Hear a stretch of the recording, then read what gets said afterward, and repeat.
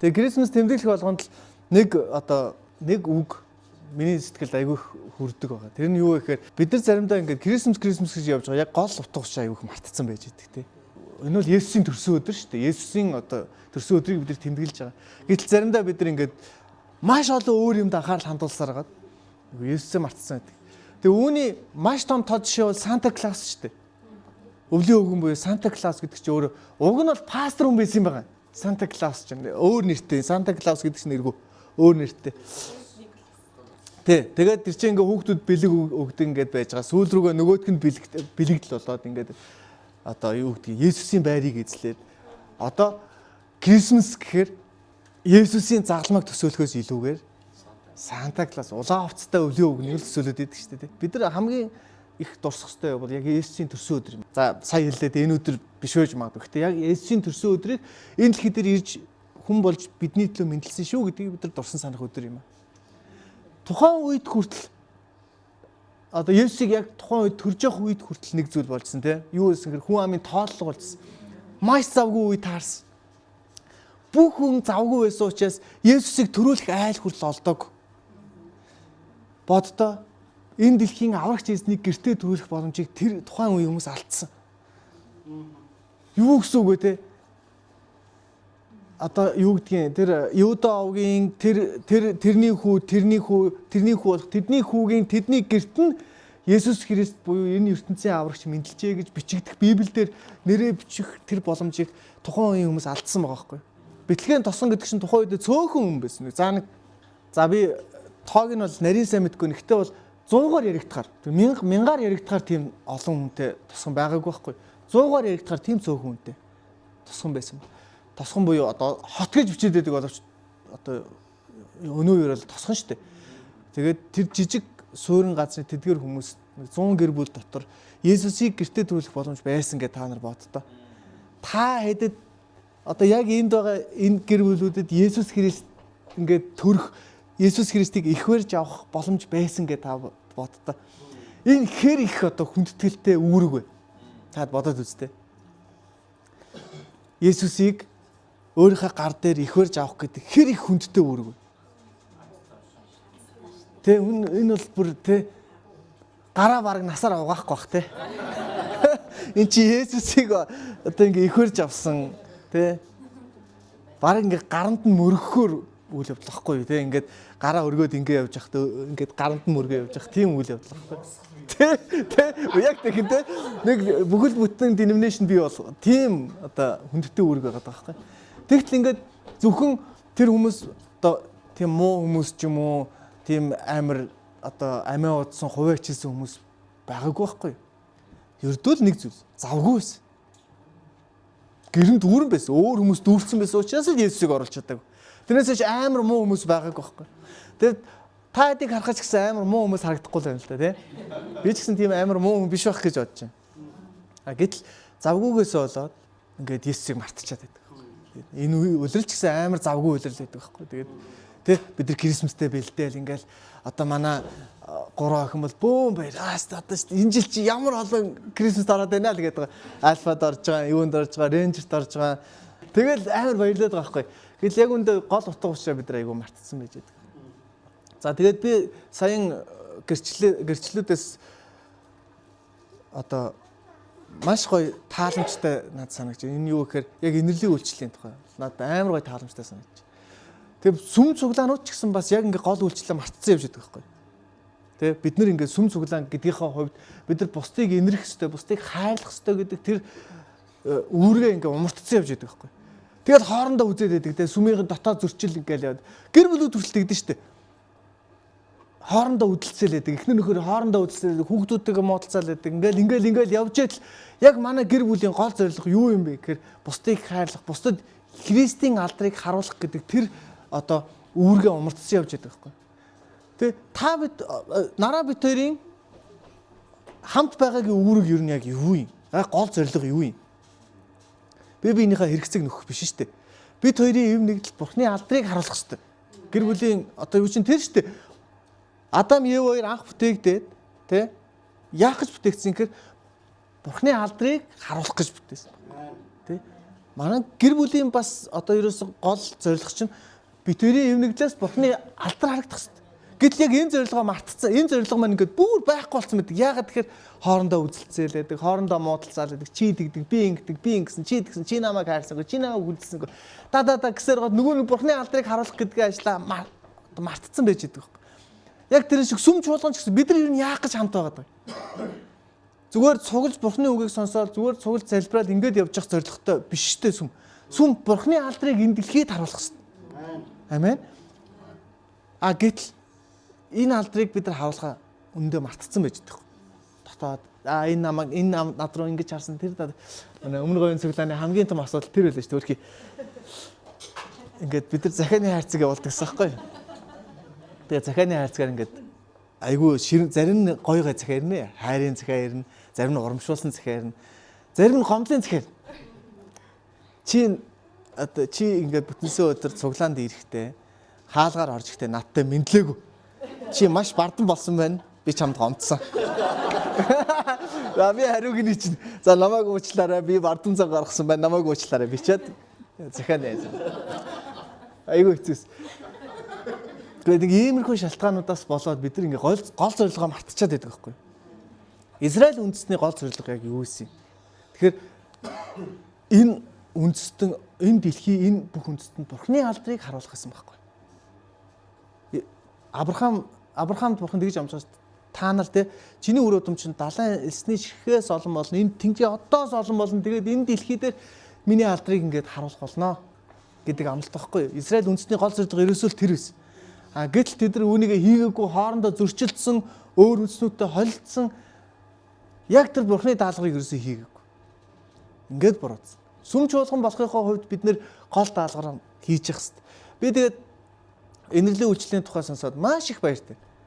Яагаад ер нь сүм ийм энерлийн үйлчлэл хийх ёстой? Яагаад та сүмийн үйлчлэлд оролцох ёстой вэ гэхээр нараа дээр нэг удаа за бид тэр ингээд ерөнхийдөө хоол ойл илүүчлээд ингээ хүмүүс дүүх айгу тийм үйлчлэл одоо гэр бүлийн үйлчлэл гэх юм одоо юу гэдэг юм. Тийм хийх дуртай байхгүй. Хүмүүс ингээл тусламж хэрэгтэй хүмүүс ингээл харагдангуут нь бид тэр хоол хийж өгөөл энэ тэр ингээд тэгээ нэг удаа тоогоо хоол хийж аваад гарлаа. За гудамжны хүмүүст ингээд юу байна гэдэг. Одоо энэ доотлын 18 дугаар байранд багтаа тоогоо хоол игээл аваад гарсан чинь хэсэг хүмүүс байж байна. За ахнараа би ингээ хоол хийсэн юм а та сайхан шөлтөө хоол идэхүү те ингээ даарж байгаа байлгүй өвлийн хүүдэн болж байна нээдрэгээд тэгсэн чинь яг ингээ дунд нь суугаад хоол унд идээд яг ингээ дунд нь суугаад бүгдээрээ гэр оронтой нөхдүүд байгаа байхгүй нөхдүүд зүгээр гэр ороноосоо гараад арх уудах гараадсан байгаа байхгүй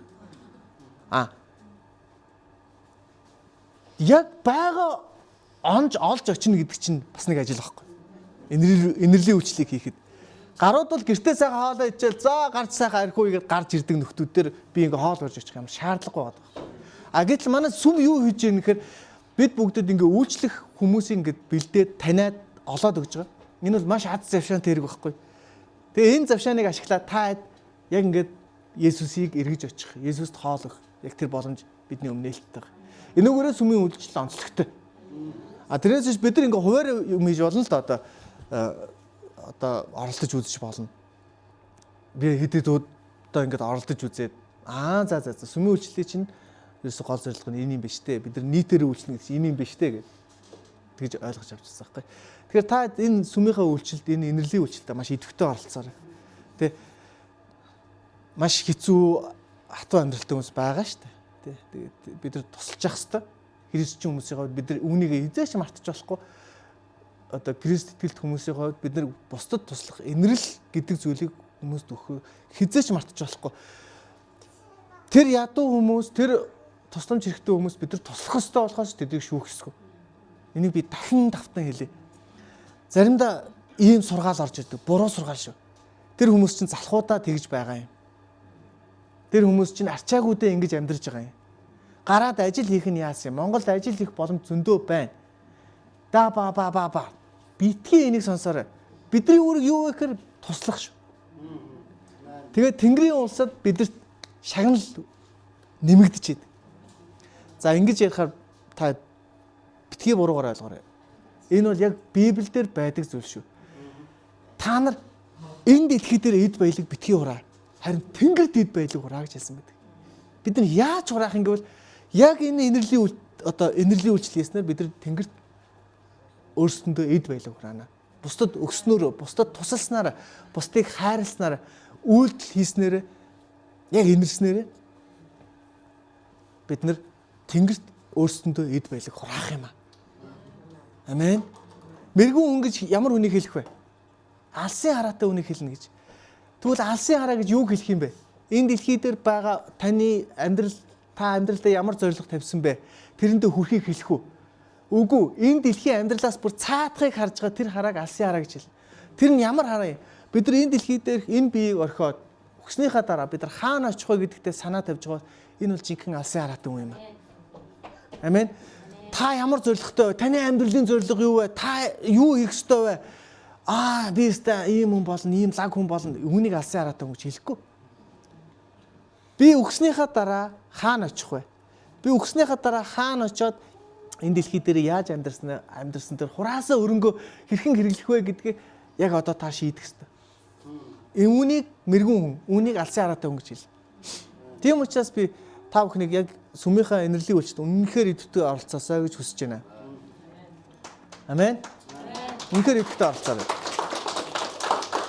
Мэдээж та Тэнгэрийн улсад очиод Бурхны өмнө очиод сүгдэх боллоо. Та ингээд Бурхны өмнө зогсно. Хүн бүр Бурхны өмнө зогсно гэж хэлсэн ба. Хүн бүр Бурхны өмнө зогсоод өөрийнхөө амьдралын тайланг тавина. За ингээд тайланг тавьсан. За ингээрлээ чи ингээд мөнхийн улсад одоо ингээд орох би яагаад чамайг мөнхийн улсад оруулах хэрэгтэй юм бэ гэдээ асуулаа гэж бодъё. Тэгэхээр би өөрсдөө Монгол цуглаанд явдаг гэсэн шүү дээ. Манай цуглаа амар их инэрлийн үйлчлэл хийдэг гэсэн гэж хэлээд та мөнхийн улсад орохгүй. Манай гэр бүл ингээд инэрлийн үйлчлэл хийдэг гэсэн шүү дээ. Хэвээ амар их хийдэг гэсэн. Тэгээд та нар мөнхийн улсад орч чадахгүй. Яг үнэндээ аврал гэдэг бол таны хувь хүн нэг бүрийн өөрсдийнх нь хариуцлага байхгүй. Та өөрөө хариуцлагатай. Та өөрөө итгэсэн үү итгээгүй юу гэдгээс хамаарч мөнхийн улсад орох орохгүйгаа шийддэг. Амен. За бид нар шийддэг юм биш л дээ. Бурхан шийднэ. Зүгээр ерөнхийдөө бол та өөрөө яг хувь хүн бүр өөрсдөө хариуцлагатай. Та ингээд манай эхнэр өстэй таныг намайг ерөөсөө сонсдгүй, таныг бас ерөөсөө сонсдгүй эмхтэй байсан. Тийм болохоор би ингээд цуглаанд явхаа болцсон байсан юм аа. Энэ эхнэрээс л боллоо гэж би гомдлох ямар ч ирэх байхгүй. Манай эхнэр энэ оргио ерөөс цуглаан моглаанд явахгүй ерөөсөө ингээд таныг дахаа болцсон. Тийм учраас би ингээд цуглаанд явхаа болцсон юм аа гэж хэлэх бидэрт байхгүй. Бид нар яг хувь хүн болгон өөрөөсөө тайлан тавина. Манай цуглааны мандах ихчтэй эрэг үйлчлэл мөчлөгээ зөндөө явдаг байсан шүү дээ. Тийм чи би ингээд мөхөөс орчихгүй л гэдэг гэж хэлэх бидэрт ямар ч ирэх байхгүй. Би юу хэлгээд нэгээр та өөрөө хариуцлагатай байхгүй. Та өөрөө үйлчлэх хариуцлагатай, та өөрөө одоо энэ үйлчлэлд оролцох энэ бол хариуцлага байхгүй. Амен. Тийм учраас та энэ үйлчлэлүүдэд идэвхтэй оролцоорой, оролцоотой байгаарай. Ирээрээ та энэ өвлдөө ямар ч нэг удаа инэрлийн үйлчлэл явж үзээрэй. Зочлох үйлчлэлд бас яваарай гэж хүсэж байна. Ингээд одоо болцооныхоо хэрэг та бүхэн үйлчлэлд оролцоорой гэж та бүхнээс хүсэж байна. Өөрөөр хэлбэл бид нар ингээд сүмд ирээд гол зорилгоо одоо гол юмаа хийх хэрэгтэй. Ерөөсөл тэр хаамч байлаа гэсэн бидэрт туслах одоо хүмүүс олддог л байхгүй. Тусламж хэрэгтэй хүмүүс олддог л байхгүй.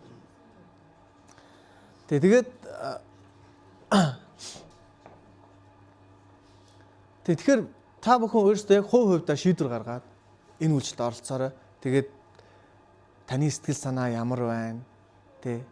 Одоо би өнөөдөр гоё байна, би өнөөдөр муухай байна гэх юм уу, миний мэдрэмж ямар байна гэдгээс үл шалтгаалаад Бурхны үйлчлэлийг үнэхээр нэгдүгээр тавиар. Нэг пастор залбирж ээжлээ ингээд нэг юм Магдалины конференц болж исэн юм байна. Тентнэстэй залуучууд орилоо алстай. Амар гоё дуу яваал, хамтлаг дуулаа алс. Бүрөө хөгжмөнтэй Магдалины алстай. Бодоо болгож исэн юм. Тэгэл пастор нэгэд хоосон санагдаад байж. Тэгэл пастор нөгөө пастор залбираад Бурхан минь та энэ газар яг ямар нэг юм хийгээч. Би ингээд ямар нэгэн таны хөдөлгөөнийг хүсэж байна. Гэтгсэн цаана ингээд хөгжим нүргэлээлсэн. Залуучууд хөөрөөл. Тэгэл Бурхан минь та өнөхөр энэ газар байна уу гэж тэр пастор асуусан ба. Тэгээ Бурхан ямар ч хариу хэлээгүй. Тэгэл Бурхан минь та өнөхөр энэ газар ямар нэг юм хийгээч. Та ямар нэг юм хийгээч. Тэгээд түүний толгойд нэг жишээ орж ирсэн. Та яг энэ газар галаа болгож өгч. Яг бидний дууссны дагуу яг галаа болгож өгч. Тэ яг та Илия дээр ингээд нөгөө 400 иш үзүүлэгчийн, Баалын иш үзүүлэгчийн хажууд байхад нь ингээд галаа болгож өгсөн шиг та яг энэ газар галаа болгож өгч. Тэгэх юм бол энэ залуучууд яг сэрэх гээд байна. Тэгээ бурхан ярьсан ба. Хөөе. Миний хөө. Чи яг одоо ингээд тайзан дээр гарах үед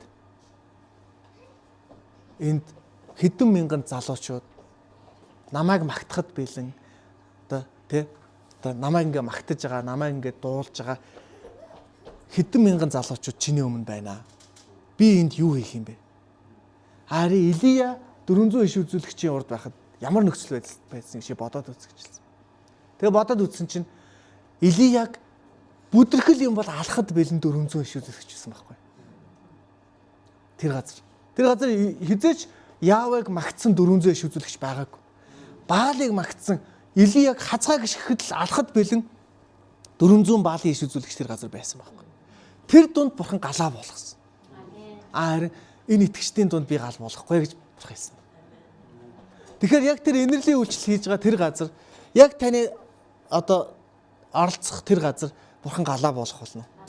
Магадгүй энд өнөөдөр бурхан галаа болохгүй байна. Яагаад гэвэл бид нар бүгдээрээ бурханд итгэж байгаа. Бид нар өнөөдөр гал харж ээж бурханд итгэх шаардлага бидэрт байхгүй. Энд гал буусан буугаагүй бид нар бүгдээрээ Есүсийг байгаа гэдгийг мэднэ. Харин тэр газар яг тэр бурхан хэрэгтэй байгаа тэр газар таныг очиод үйлчлэхөд бурхан галаа болох болно. Амен та хажууханаас хэлэхгүй. Тэнд бурхан галаа болох юм байна штэ. Амен. Бурхан тэнд галаа болох болно. Тэр яг тэр таны үйлчлэлээр очих үед яг тэр газар бурхан галаа болох болно. Энерлийн үйлчлэлийн нэг гол онцлог нь бид нар ингээд очдог үйлчлэл байхгүй. Одоо ингээд очдог. За тэгээд би бурханыг одоо Библиэл дээрх нэг нэрээр дуудах би дуртай. Би таад нэг даалгавар үзсэн шүү дээ, тий. 50 нэр олоод таад ингээд бурханыг магтаад үзэрэй гэдэг. Ямар үзэн нэрээ? Мэдрэмж гоё байгаа зү, тий. Ингээд та өөрийнхөө тухай бодохгүй, гэр бүлийнхаа тухай бодохгүй, яг бурханы тухай бодоод 50 нэр бичээ залбирна гэдэг бол байнга их систем шүү. Та байнга тэр листээ нэмээл байгаа. Тэгээ энэ лист нь энэ одоо ингээд бурханыг нэрлсэн 50 нэрэн донд миний одоо хамгийн их одоо дуртай, хэлэх дуртай тэр нэр бол бурхан бол очдөг бурхан. Бурхан бол ирдэг бурхан гэдэг нэр байдаг. Бурхан эзэж хүлээдэг бурхан биш. Бурхан бол над дээр бас тань дээр очдөг, ирдэг бурхан. Тэр өөрөө ирдэг бурхан. Энерлийн үйлчлэл гэсэн яг ийм үйлчлэл байхгүй. Тэр бол очдөг үйлчлэл, ирдэг үйлчлэл. Бурхан бол очдөг, ирдэг бурхан. За Паул дээр яалаа? Саул байх үед юу боллоо? Бурхан Есүс хизээс синтидээр суучаад Саулыг те Саул дээр ингээд Саулыг над дээр аваад ир гэж дагалдагч хэлээг байхгүй. Саул дээр бурхан өөрөө ирсэн байхгүй. Яг тэр гэрэл тэр хинч харж чадхааргүй тэр гэрэл түн дээр буугаад тэгээ ярьсан баг. Би чиний авчиад байгаа Есүс ч юм байна гэж хэлсэн баг. Энэ үгээс болоод Паул өөрийнхөө амьдралыг тэр чигт нь бурхан зориулсан. Дэлхийн түүхэнд хамгийн том нөлөө үзүүлсэн 100 хүний жагсаалт гэдэг ном би уншижсэн байхгүй. Монгол хэл дээр орчуулагдсан. Одоо яг хинийх нь ямар лист амар олон листүүд юм бэлээ. Тэрнийх нь нэг листийг өссөн чинь нэгдүгээрт Есүс, хоёрдугаарт Мухаммед, гуравдугаарт Паул гэж хэлсэн юм. Нэгдүгээрт нь Есүс ойлгомжтой. Хоёрдугаарт Мухаммед одоо муслим лалын шишний үндэслэгч. Гуравдугаарх нь Паул гэж хэлсэн. Тэгээ үүний тодорхойлтыг би уншсан чинь Паул магадгүй Есүс Христос өөрөөс нь ч илүү нөлөөг энэ дэлхийд одоо Христийн шашныг түгээхэд нөлөөсөн хүн гэж бичсэн байсан. Тэгээ яг Библийн дагуу те та нар миний хийж байгаа ажлуудыг хийх бөгөөд надаас илүү агуу ажлуудыг хийх болно гэж Иохан ном дээр амласан шиг Паул яг энэ үйл явдал тохиолдсон байхгүй. Тэ. Тэгээ тэр юунаас болж ирсэн? Паул дээр бурхан өөрөө ирснээс болж ирсэн байхгүй. Амен. Тэгээд та ингээ Библийн түүхүүдийг ингээл бодоод үзээрэй. Бүгдэн дээр нь бурхан өөрөө тэр хүмүүс төр ирсэн баг. Бурхан дээр ирсэн тохиолдол маш цөөхөн. Бурхан дээр ирсэн тохиолдол юу гэдэг вэ гэхээр ер нь цөөхөн байдаг шүү. Ер нь л бурхан ирдэг. Ер нь л бурхан тэр хүмүүс төр ирдэг. Таны амьдрал дээр ч гэсэн юу боллоо? Та өөрөө бодоод үзтээ.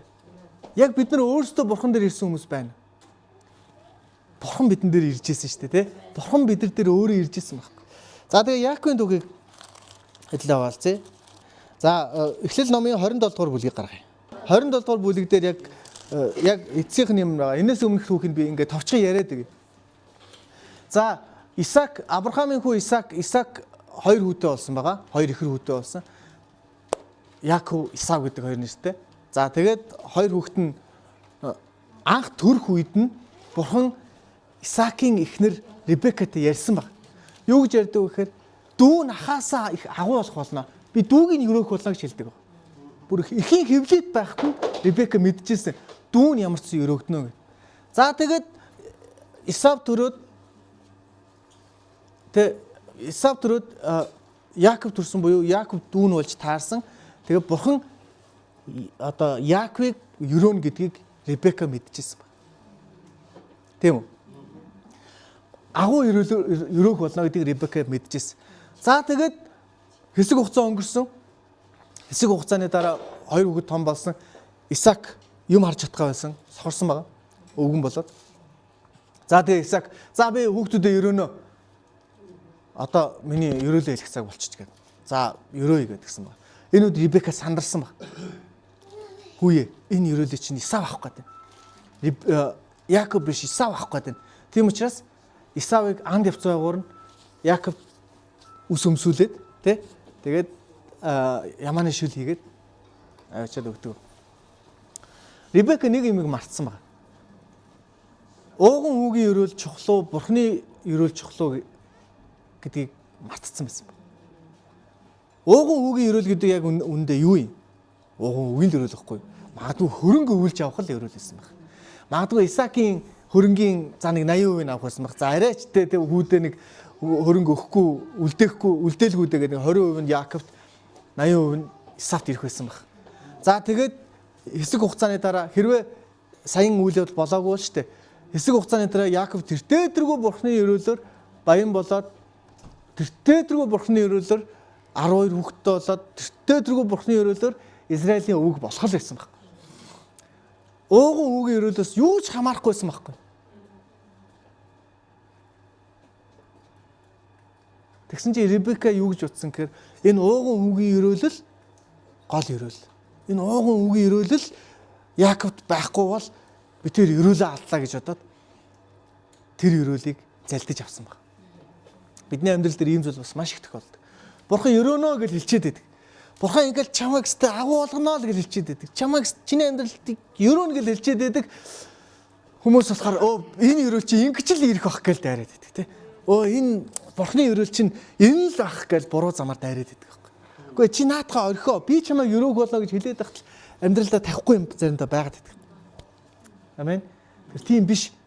Бурхан өрөөнө гэсэн бол өрөөнө. Тэр Бурханы өрөөнө гэсэн амлалт тэр чигээрээ байгаа.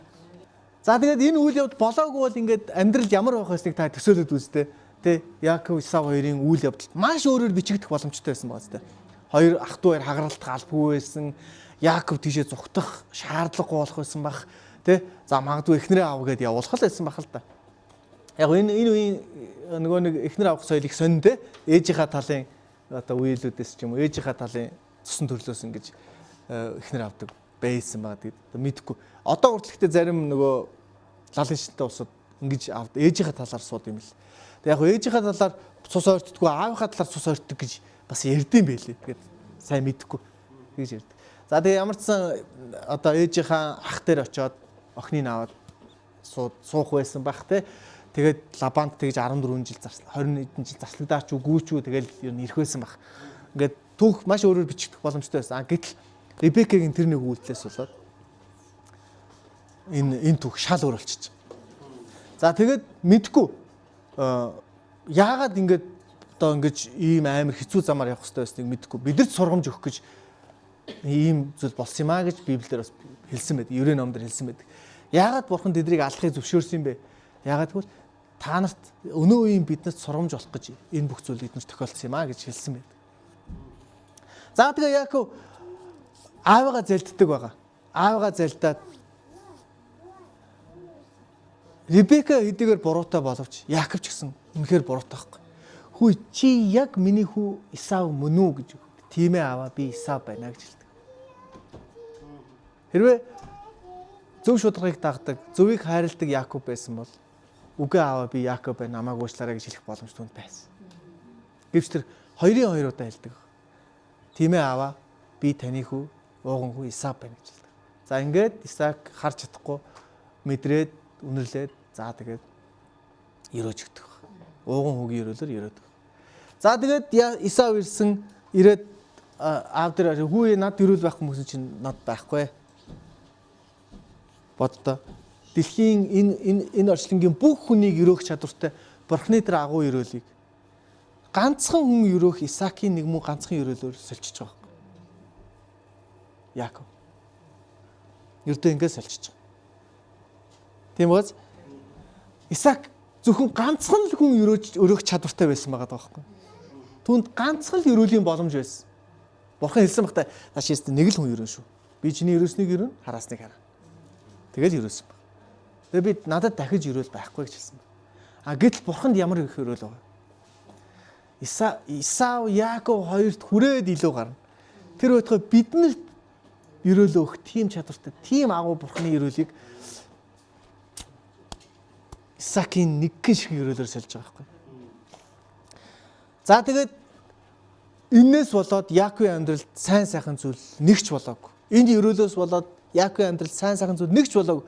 Харин ч тэр амлалтын газраас зүгтах хэрэгтэй болсон. Энэ үед Исаак амлалтын газар буюу яг нөгөө нэг амлсан газар Канаан нутагт амьдарч ирсэн ба. Тэгээ энэ нутгаас зүгтах хэрэгтэй болсон. Амлагдсан газар амьдарч ирсэн. Амлалтын дотроо амьдарч ирсэн тэр хүн Бурхан дээр нь гурван одоо тийм талбар дээр ирээсэн шүү дээ.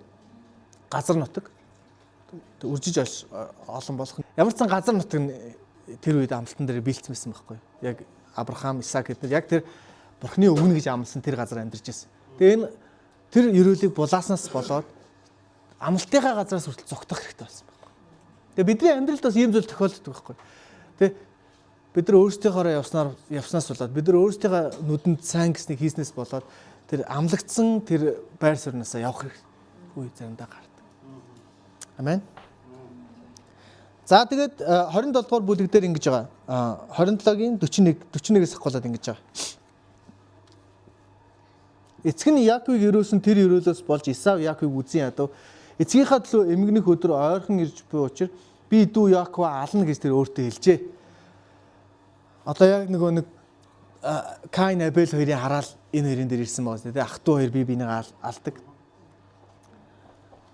За ингээд ууган хүү Исавынх нь энэ үг Ребекад хүрэхэд баг хүү Яаковтай хэл явуулж дуудан ирүүлээд Исав ах чинь чамайг ална гэд өөрийгөө тайтгаруулж байна. Тийм учраас одоо хүмүн чи миний хэлхийг сонс. Бос хараанд байгаа миний ах Лабан дээр зүгтэн очив. Ахынхаа уурыг гартал хэдэн өдөр түүнтэй хамт бай. Ахын чинь уур гарч түүнд хийсэн юмыг марттал тэндэ бай. Би чамд хэл явуулж чамайг тэндээс авчрах болно. Яаж би та хоёроо нэг өдөр алдчих вүлээ гэв. Ребека Исаакт хийдчүүдийн огтоос болж амьдрал минь гутмаар боллоо. Хэрв Яаков түүн шиг энэ нутгийн эсвэл хийдчүүдийн огноос ихтер авбал надад амьд явах хэрэг юу юм бэлээ гэв. За тэгээд хараан луу Яаковыг Ребека явуулдаг. За ингээд Яаков гэрээсээ зүгтж хараан луу явсан ба. Одоо та төсөөлөд үзтээ юу нөгөө нэг ууган хүүгийн өрөөл ч уг нь тэр гэр бүлээ ингээд өвөлж аваад магадгүй те одоо хөрөнгийнх нь ихэнхийг өвөлж аваад тэгээд тэр нутгаас сахиж суугаад ингээд одоо Яаковын үйл хэргийг үнэлүүлэх ёстой байсан нөхөр чинь гэрээсээ зүгтах хэрэгтэй болсон. Юу нөгөө нэг ууган хүүгийн өрөөл хайдсан бэ те байхгүй. Нөгөө Бурхны өрөөлч байхгүй, ууган хүүгийн өрөөлч байхгүй. Ахтаа хөөгдөд ингээд хараанлаа зүгтах хэрэгтэй болж. 28 дугаар бүлгийн 10 дугаар эшлэл. Яаков Бершебагаас гараад Хараан руу явв. Тэрээр нэгэн газар хүрэхэд нар шингэсэн тул тэндээ хонохоор тентхийн чулууг авч толгой дороо тавиад хажуулжээ. Нөгөө нэг оронгүй ойч хаяггүй гэдэг хүн чинь явж байгаа. Юу майхан зайхан ч байхгүй чулууд ирлээд унтах болж. Тэрээр зүүдэлсэнд харагтун газар дээр нэгэн шат босож түүний оройн тэнгэрт тулан бас дахин харвал түүгээр Бурхны тэнгэрч нар өксөж уруудан байлаа. Тэгтэл үзэхтэн эзэн түүний дээр зогсож би бол эзэн чиний эцэг Авраамын Бурхан Исаакийн Бурхан байна. чиний хэвтэж байгаа газрыг би чамд болон чиний үр удамд өгнө. Чиний үр удам газрын тоос шиг олон болж баруун зүүн хойд зүгт тарах нь чамаар болон чиний үр удмаар газар дэлхийн бүх овог өрөөгдөх болно. Амен. Энэ айгүй чухал өрөө шүү. Зөвхөн чи өрөөгдөж зогсохгүй чамаар дамжуулаад энэ дэлхийн бүх овог үндэстнүүд өрөөгдөх болно гэж хэлсэн байна. Амен. Харагтун би чамтай хамт байж хаана явсан газар чинь чамайг хамгаалan чамайг дагуулж энэ нутагт буцаан авчирнаа. Би чамд амласнаа биелүүлэх хүртэл чамайг орхихгүй гэж айлтжээ. Яаков нойрноос нь сэрээд эзэн үнэхээр энэ газарт байна. Би харин мэдсэнгүйгээ. Тэрээр айн сүрдэж би яасан сүрдмээр газар вэ? Энэ бол гарцаагүй бурхны өргөө төдөөгүй Тэнгэрийн хаалга юм гэв. Амен. Тэгээд Яаков өглөө эрт босож дэрлсэн чулуугаа авч баг нь болгон босгоод тэрэн дээр нь тасасхав. Энэ газрыг Бетел хэмээн нэрлэжээ. Тэр хотыг өмнө нь Лууз гэдэг байжээ гэж. За тэгээд нөгөө нэг 11 амлалт дараа нь явдаг. Яаков дээр бурхан ирсэн байгааз. Яг тэр чулуу дэрлээд хөвтөж яхад нь Яаков ирсэн байна. Ямар үед нь ирсэн бэ?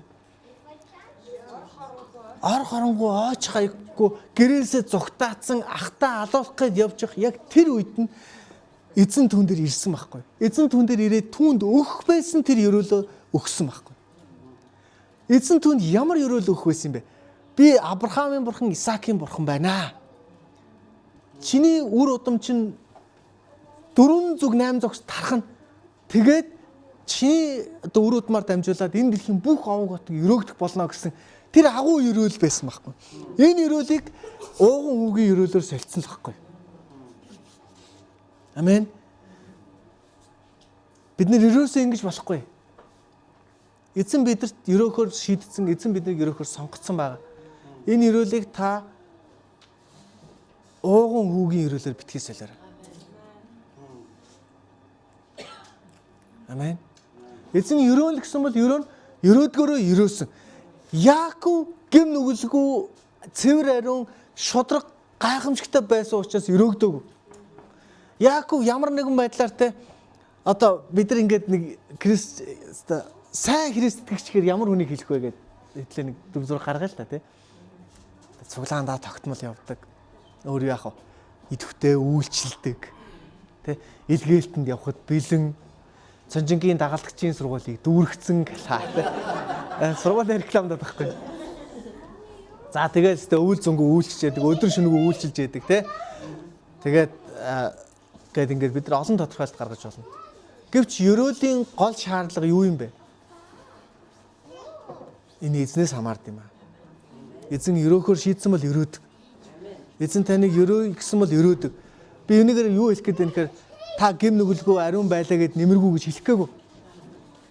Та ямар ч байлаа гэсэн. Та ямар ч гэм нүгэл үлдсэн байлаа гэсэн. Та ямар ч буруу юм хийсэн байлаа гэсэн. Та ямар ч одоо юу гэдгийг өөрийнхөө хувьд найдваргүй би ямар тэнэг юм бэ гэж бодож байсан ч гэсэн бурхан ёрооно гэсэн тэр амлалтаа яг одоо хэвээрээ байлгаж байгаа. Тань яг ёрооно гэд хэлсэн байсан. Тэр амлалт одоо хүртэл байх. Энэ нь таныг нэг гэм нүгэл үлдчихээр л танаас яваал гэл цэвэр ариун болон готл буцаад ирээд идэг юм ерөөсөө биш. Бурхан яг ирдэг. Тэр яг өрөөхөр шийдсэн бол өрөөдөг. Тэр бурхан бол ирдэг бурхан юм аа. Амен. Та ажиг ханаас дэлэхгүй. Бурхан бол ирдэг бурхан юм аа гэж. Амен. Би ингээд за ингээд үгүй болцсон гэл ингээд үйлчлэлтэй гэдэг 7 хоногт амар ингээд өөрийгөө цэгэндэг байхгүй. Тэгээ яг энэ хандлага бидний амьдрал дээр бас байдаг. Гэр бүл ингээл болохгүй болонгууд яа би ингээ гэм нүгэлтэй байсан юм бата би л болохгүй байна гэл ингээл амар хичээгээл амар тэг ингээл ариун байх гал буруу юм бодохгүй гал ингээл хичээгээл хүм болохгүй найдрыг ингээл тэгж бодож болчихсон ингээд гэр бүл нь буцаад ингээл сайхан болоод ингээл харилцаа нь гоё болонголаа гал ингээл муухай. Тэгээ энэгээр яах гээд байна гэхээр би бурхан ингээд надаас хамаарат байгаа юм шиг тийм байгаад байгаа байхгүй. Би гэмнүглгүй байхаар л бурхан баярлаа. Би гэмнүглүүлсэн бол бурхан ингээд гониглаа л байдаг. Юусе биш байхгүй. Бурхан бол өчигдөрч өнөөдөр ч хэвээрээ бөгөөд мөнхөд хэвээрээ бурхан. Тэр таныг ёрооно гэсэн бол ёрооно. Ёрооно гэсэн бол ёрооно. Амен. Тэр ёроол байгаа. Таныг ёроосон тэр ёроол одоо хүртэл байгаа. Тэр ёроол хизээч авдаггүй. Авах тэр өдөр Тэр өрөөл авах тэр өдөр нь тэр үнэхээр аимшигтай тэр өдөр байх болно. Амен. Би энэ хэсгийг уншихаар надад үнэхээр одоо юу гэдэг өөлчих гээд байдаг. Яаковыг ямар гэв нүгэлтэй байхад нь бурхан ирж байгаа шүү дээ. Аимшигтай үед байхад нь бурхан түн дээр ирж байгаа. Тэр тань дээр бас ирэх болно. Тэр заавал ирэх болно. Манай цуглааны ер нь явж штэ. Явж хамгийн ихний одоо манай цуглааны ингээд хамгийн ихний үнслэгч нь Акслахын дарга нь Вальтер Хайдрах гэх хүн байдаг байхгүй. Тэр хүн бол бидний хувьд бурхан шиг хүн байлаа. Гараа өргөт нь ингээд ундаг, ингэхтэн л ундаг гэл амар түүхэд аягүй сонсч байсан.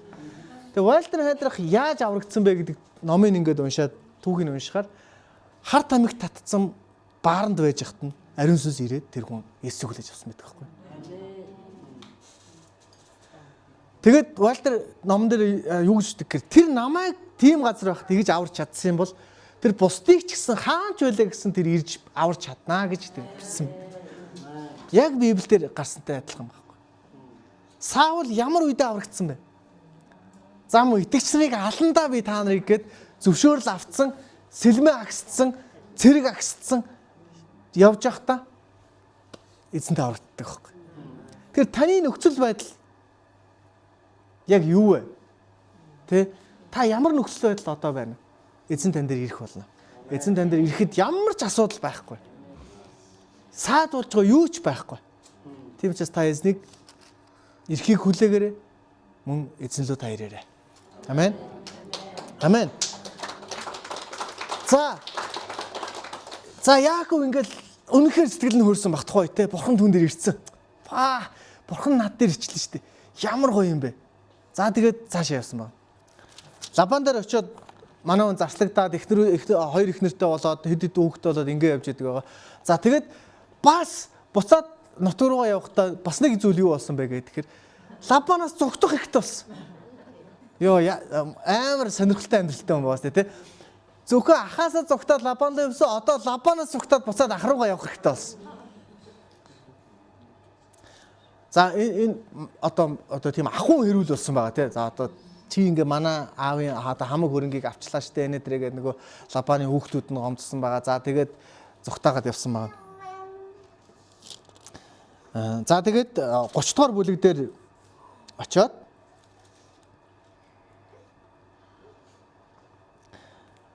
30 дугаар бүлгийн 31 дугаар ишлэлээр ингэж байгаа. Лабан би чамд юу өгөх вэ гэж хэлсэн байна. За одоо хэдлээ ингээд ер нь боли одоо би буцъя барья гэдгсэн ба тий. Тэгэхээр чи над юу ч бүү хэрэг миний төлөө энэ зүйлийг хийвэл би таны мал сүргийг дахин хариулж хамгаалъя. Өнөөдөр би таны хонин сүргийн дундуур явж алаг цоохор хар хонд бас алаг цоохор ямаануудыг ялган авна. Тэдгээр нь миний хөлс болно. Дараа нь та хөлсний талаар намайг шалгах гэж ирэхэд миний үнэнч шудраг байдал намайг гэрчилж батлах болно. Ямаан сүргийн дунд алаг болон цоохор биш ямаа, хонин сүргийн дунд хар биш хонь байвал бүгдийг намайг хулгайлсан тацраа гэсэнд за тэгье гэж байна. За ингээд 36 дугаар бүлэгдэр ишлэлээр очиод тэрээр Яаковоос 3 хоногийн зайтай газар бов. Яаков Лабанд үлдсэн хонь сүргийг хариулсаар байлаа.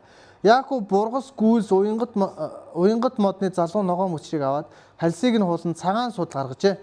Тэрээр хальсыг нь хуулсан мөчрүүдээ худгийнхаа онгоцнуудын дэргэд босгож усуухаар ирсэн хоньны их өмнөөс байхаар тохируулж хонд усуух үедээ мөчрийн өмнө хээл авсан.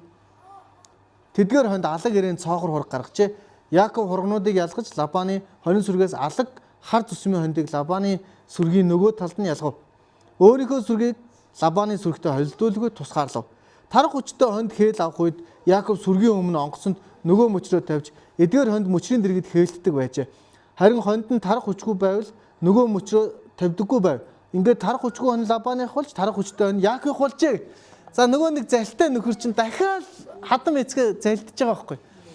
Тэгээ мэдээж энэ дээр бурхны өрөөл байсан ингээд одоо бургас өмнө алаг ирээн бургас тавихаар ингээд алаг ирээн төрөл гаргацдаг ч гэж юу яах вэ? Гэхдээ одоо 10 хэдэн жил 20 жил хонь хариулсан Яаковын амьдралын туршлага тэр байхгүй. Ямар зүсмийн хоныг хэлтүүлэх вэ гэдгийг мэдсэн тэр туршлагаараа хадам эцгийг залдчихж байгаа байхгүй. Энэ бол залд үйлдэл шүү дээ. Та бодоод үзтээ таны хоныг хариулж байгаа нөхөр хамаг тарах хүчтэйг нь өөрийнхөө талд байлгаад тарах хүчгүйг нь таны талд байлгаад тэгвэл энэ шудраг уу? Шудраг биш. Энийг хүмүүс бурхны ерөөл гэж яриад байдаг байхгүй. Үгүй тийм биш шүү. Энэ Яаков дахиад хатан эцгээ залдиж байгаа. За тэгээд эхлээд Яаковын амьдралын ихэнх хэсэгт юу боллоо? Манай хүн ахыгаа залдснаас болоод гэрээсээ зүгтаах хэрэгтэй болсон. Одоо хатан эцгээ залдсны улмаас бас гэрээсээ зүгтаах хэрэгтэй болсон. Яасан хаширдгүй нөхөр вэ те? Чи ерөө бурхан ерөөнөө чамайг сте ингээ гоё болгоно гэж хэлээд байхад чинь дахиад бурханы эсрэг юм хийж байгаа.